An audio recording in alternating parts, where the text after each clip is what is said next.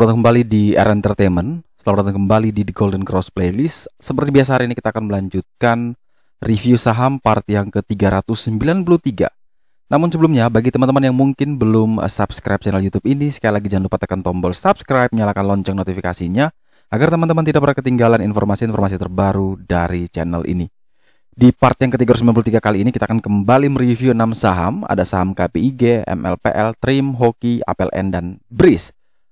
Mohon maaf sebelumnya teman-teman, cukup lama seminggu kita tidak ketemu di review saham karena kebetulan ada masalah kesehatan selama 4-5 hari. Dan hari ini sudah sehat, hari ini saya bisa kembali mereview. Semoga bisa terus update buat teman-teman ya, semoga bisa selalu sehat terus.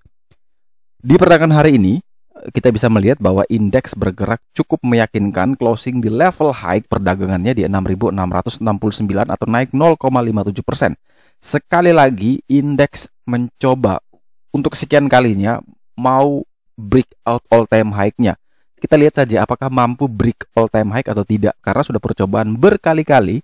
Kalau ini gagal maka ya potensi penurunan itu juga terbuka sangat lebar sekali. Tapi kalau berhasil tembus maka ini satu pencapaian yang luar biasa, di mana kita tahu ya, selalu saya infokan bahwa November itu selalu dalam data ya memang harusnya lebih banyak merahnya. Tapi awal-awal merah, sekarang dia sudah kembali hijau ya, sudah kembali hijau. Banyak juga yang ulas kepada Ko Michael Yo juga banyak ulas katanya efek tapering sudah price in di ESG-nya, sudah price in di momentum-momentum sebelumnya yang mana tidak memberi efek dampak yang cukup besar ya. Ya itu bisa saja terjadi, tapi yang harus diperhatikan bahwa net foreign sale ini tercatat 1,39 triliun ya. Di tengah kenaikan net foreign sale itu cukup besar. Kemarin guyur tapi net foreign buy-nya tetap ada. Akhirnya ya ISG tetap konsisten naik. Tapi ini sudah naik tapi net foreign sale-nya cukup membesar. Ya, itu bisa jadi warning ya, tapi nggak perlu sampai kita takut atau khawatir ya. Hanya jadi warning aja. Kita perlu waspada tapi tidak perlu sampai berlebihan. Hari ini transaksi 14 triliun dengan 291 saham naik, 228 saham turun, dan ada 150 saham yang bergerak stagnan. Kita langsung saja ke saham pertama yang akan kita review hari ini adalah saham MNC Land. Di mana saham KPIG sudah kurang lebih seminggu ini bergerak sideways ya. Pergerakannya sideways dan dekat dengan PBL. PBL atau support terkuatnya di harga 100. Closing dari kemarin-kemarinnya di 102 nih, lihat nih. Candle-nya berbentuk doji semua nih. Ini masih sideways konsolidasi, tinggal kita lihat nih. Di tengah sideways seperti ini apakah ada akumulasi atau tidak? Apakah secara broker summary atau banderologinya menarik apa tidak? Jadi selama dia masih bertahan di atas atau sama dengan 100, maka tentu range buy 100 sampai 102 adalah level yang menarik. Jebol di bawah 100 tentu kita prepare untuk cut loss, bisa spare 96, 95 atau bisa disesuaikan dengan preferensi masing-masing. Dengan target kenaikan kita adalah terdekat menuju PBH di 105 dan terjauh menuju ke 114 ya. Jadi kalau 102 apalagi dapat di 100 ya, ke 105 lumayan lah, bisa dapat 5%. Ke 114 ya lumayan 14%. Tapi ketika jebol di bawah 100 ya wajib yang sudah punya barang ya tentu kita harus prepare untuk cut loss. Dan kalau yang belum punya barang, ketika lihat ternyata KPIG opening dibanting di bawah 100, tentu kita jangan dulu entry. Kalau dari broker summary jelas ini menarik sekali untuk KPIG ya. Semoga masih bisa dapat kesempatan untuk kita ambil di level 100 sampai dengan 102. Next kita punya saham multipolar dengan kode emiten MLPL, di mana saham MLPL ditutup naik 1,06% di harga 378. Cukup menarik memang karena dari perdagangan opening sampai menjelang closing itu dia selalu berada dalam zona merah. Namun menjelang akhir dia tiba-tiba ditarik ya. Dia di akhir dia ditarik. Ini kalau dalam banderologi disebut dengan marking the close. Nah, penarikan ini apakah menarik di hari esok? Kalau kita lihat dari teknikal menggunakan Golden Cross, memang indikator masih menunjukkan high risk ya, karena dia lebih dekat dengan arah PBH di 414. Namun kita bisa pakai beberapa level support bantuan yang mungkin bisa dijadikan acuan kalau memang mau entry, karena level supportnya jauh sekali 320. Tentu kita tidak mungkin eh, bersabar sampai 320 baru kita mau beli, kan tentu kita akan ketinggalan momentum.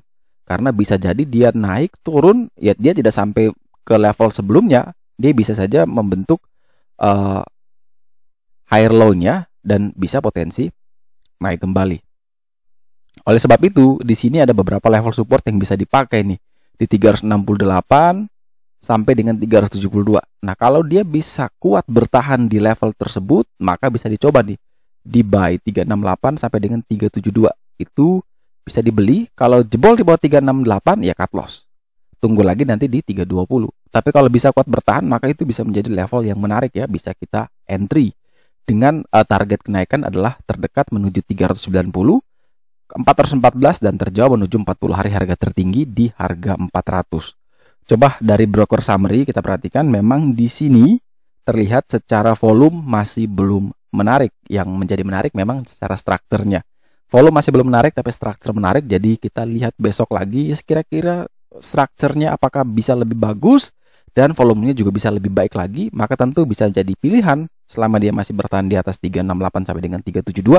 Maka itu bisa kita ambil momentum untuk beli. Tapi kalau ternyata dia jebol terus di bawah 368, tentu kita lebih baik wait and see, menunggu saja di sekitaran area PBL. Next kita punya saham Trimegah dengan kode emiten TRIM, di mana Trimegah Sekuritas ini ditutup naik tipis 0,45% di harga 442. Saham TRIM juga sama, opening sempat naik ke 446, namun setelah itu dia dibanting ke 428, namun berhasil ditarik kembali closing di 442. Secara teknikal ini bagus sekali ya, uptrend, benar-benar uptrend ya. Secara teorinya ini bagus sekali uptrend, dan ketika menyentuh lower gray line-nya ya, ini gray line bawah, maka dia mantul kembali, dan ini artinya dia masih terus berada dalam channel uptrend-nya. Maka peluang kembali ya, dia bisa kembali ke 460 nih arah atasnya ya. Kalau misalkan teman-teman yang mau membeli atau yang belum punya barangnya, tentu ini indikatornya masih menunjukkan high risk. Kalau yang sudah punya barang ya bisa dikawal saja, karena kalau misalkan masuk di sini ya ini sudah enak sekali, dikawal saja dengan trailing stop bisa di 430, bisa dikawal di situ. Jebol di 430 tentu kita wajib jual aja, taking profit. Tapi selama dia masih bertahan di atas itu, tentu ini menarik untuk kita ambil. Begitu juga bagi yang belum punya barangnya, selama dia masih bertahan di 427 sampai dengan 430, tentu itu bisa dipertimbangkan sebagai area untuk entry ya. Lebih dekat dengan 427 sampai dengan 430, tentu itu bisa menjadi pilihan yang lebih menarik. Tapi kalau misalkan ternyata setelah dibeli malah turun di bawah 427, 426, tentu lebih bagus kita prepare untuk cut loss. Bisa diatur sendiri, minus 3 tick dari harga beli, minus 3 tick dari harga support, bisa minus 5%, minus 3%, itu bisa diatur sesuai dengan preferensi masing-masing. Ya, dalam money management itu ada istilahnya risk per trade atau risk per month. Itu bisa dipakai untuk mengukur seberapa besar resiko yang bisa kita ambil, seberapa besar money management yang bisa kita pakai agar setiap resiko itu bisa terukur dan bisa kita terima. Dan untuk di trim memang kalau dia bisa bertahan kuat di 430 ini, 427 sampai dengan 430, maka ada potensi dia akan kembali untuk menguji PBH di 482. Sekaligus itu menjadi harga tertinggi selama 40 hari terakhir. Secara broker summary, memang di sini secara volume dan structure masih belum terlalu menarik. Next kita punya saham Hoki atau Buyung Putra Sembada TBK, di mana saham Hoki ditutup di harga 192 atau naik 0,52%. Saham Hoki juga sama, setelah dibanting cukup dalam, kemudian dia mengalami konsolidasi sideways, dan ini sekali lagi masuk dalam kriteria saya kalau saya screening saham. Ada orang yang memang suka buy on breakout, ada orang yang suka kalau dia mungkin di atas MA20, di atas MA5, di atas MA10, atau ada orang yang punya ciri tersendiri. Nah, kalau saya juga punya ciri tersendiri, ketika saya mau screening, tentu saya harus melihat ketika dia sudah jatuh dari ketinggian yang cukup tinggi, kemudian setelah itu dia mulai sideways. Nah, ketika masa sideways itulah adalah momentum di mana saya mulai melirik, apalagi kalau misalkan itu berada di atas PBL.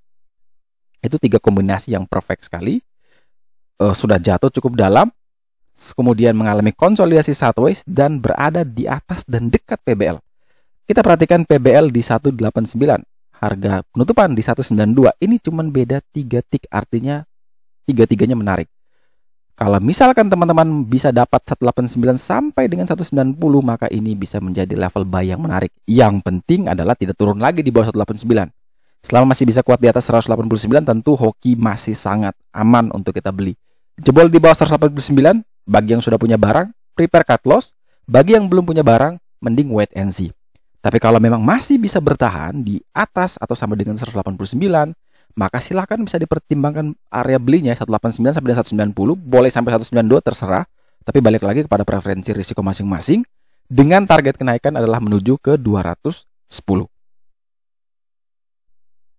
Kalau dilihat dari sisi broker summary, jelas ini terlihat sangat-sangat menarik ya. Kita bisa lihat structure, volume ini sama-sama menarik, tapi ya ini kalau saya selalu pelajari yang namanya misterius ya. Ini cukup misterius, tapi secara structure ini cukup menarik, layak untuk diperhatikan. Tapi secara teknikal, selama dia masih bertahan di atas 189, tentu kita bisa ambil. Di bawah 189, lebih baik kita wait and see. Next, kita punya saham Agung Podomoro Land dengan kode emiten APLN, di mana APLN juga sama, ditutup di harga 140 stagnan. Dari pagi opening cara meyakinkan naik sampai ke 145, namun sayang sekali akhirnya ditutup di 140 ya. Ini membentuk upper shadow cukup tinggi sekali, dan transaksi hari ini juga sekitar 3,5 miliar, cukup besar. Kalau kita lihat dari broker summary, ini memang volumenya tidak bagus, strukturnya juga masih belum terlalu menarik ya. Kalau secara teknikal, indikator The Golden Cross menunjukkan medium risk karena berada di antara PBL dan PBH. Kalau misalkan teman-teman tanya, kira-kira ini boleh masuk apa tidak? Ya, saya cuma bisa informasikan ada beberapa level penting. PBL di 133, ada white line di 136. Kemudian ada di sini 140 penutupannya, dan ada 145 di sini adalah gold line. Jadi kalau misalkan ternyata dia turun dulu, tapi kuat bertahan di 136, bisa dicoba untuk entry. Atau sekalian tunggu di 133, karena itu level support terkuat. Tapi kalau ternyata dia tidak turun ke level tersebut, malah dia bisa naik terus, maka coba menunggu breakout di gold line-nya. Jadi kalau melewati 145, baru coba entry. Nah, semuanya itu targetnya sama, menuju PBH di 156. Dan saham terakhir yang akan kita review di part yang ke-393 hari ini adalah saham BRIS, Bank Syariah Indonesia Tbk. Di mana saham BRIS juga sama, setelah mengalami penurunan, kemudian sideways, dan sideways ini berada di atas dan dekat dengan PBL. Cuman beda 3 tick sepertinya. Selama dia masih bertahan di atas 2050, tentu saham BRIS masih sangat menarik untuk kita miliki. Kalau misalkan teman-teman ingin membeli, maka silakan buy dengan range 2050 sampai dengan 2080. Prepare cut loss di harga 2000 sampai dengan 2020, dengan target kenaikan adalah menuju ke 2140, 2290 sebagai level tertingginya. Jadi kita beli, misalkan dapat di 2050 sampai dengan 2080, maka TP terdekat ya di 2140, TP terjauh di 2290. Kalau ternyata setelah kita beli malah dia dibanting di bawah 2050, tentu kita sudah prepare bantalannya, yaitu level cut loss di 2000 sampai dengan 2020. Akan tetapi kalau misalkan ternyata opening langsung dibanting di bawah 2050, tentu lebih baik kita wait and see. Lebih baik kita jangan dulu masuk. Setelah dibanting ternyata bisa naik kembali di atas 2050, tentu bisa dipertimbangkan untuk entry. Tapi kalau ternyata amblas terus, ya kita selamat, karena kita sudah tidak memiliki atau kita masih posisi wait and see. Kemudian kalau dari sisi broker summary, memang ini terlihat masih belum terlalu menarik ya. Ini volume structure jelek semua ya. Jadi perhatikan baik-baik, jangan sampai besok patah tren di 2050, maka potensi penurunan itu terbuka sangat lebar, bisa-bisa dia sampai 1700 kembali. Jadi hati-hati, kalau memang jebol di bawah 2000, lebih baik kita wait and see terlebih dahulu. Oke, sekian dulu review saham part yang ke-393 hari ini. Terima kasih banyak teman-teman yang telah setia menonton. Sekali lagi jangan lupa like, subscribe, dan share, agar semua informasi yang dalam video ini dapat berguna, bermanfaat, dan tentunya bisa menjadi panduan trading di keesokan harinya. Sekali lagi terima kasih banyak. Sampai jumpa dan semoga membantu.